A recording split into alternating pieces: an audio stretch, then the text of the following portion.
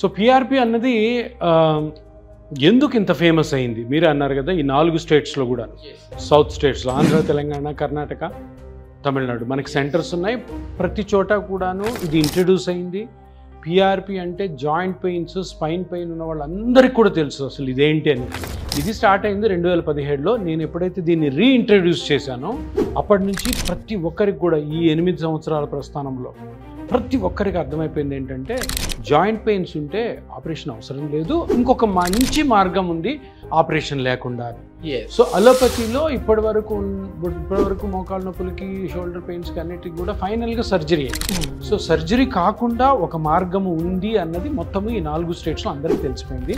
చాలా సంతోషం. ప్రతి ఒక్కరు కూడాను ఎవరికి కావాల్సిన ట్రీట్మెంట్ వాళ్ళు తీసుకుంటున్నారు. సేఫ్గా ఇంజెక్షన్ అనుకుంటే పిఆర్పి వస్తున్నారు. కొంతమంది సర్జరీ అంటే ఇష్టం ఉంటుంది, సర్జరీకి కూడా వెళ్తాం, తప్పేం లేదు. మనము ప్రాపర్గా అవేర్నెస్ క్రియేట్ చేసి ఇటువంటి బాధలతో బాధపడుతున్న పేషెంట్లు లేదు, ఆ ప్రాబ్లమ్స్ రాని పేషెంట్లు ముందే క్రమశిక్షణతో ఉంటే అసలు ఈ నొప్పులే రాకుండా చేయొచ్చు.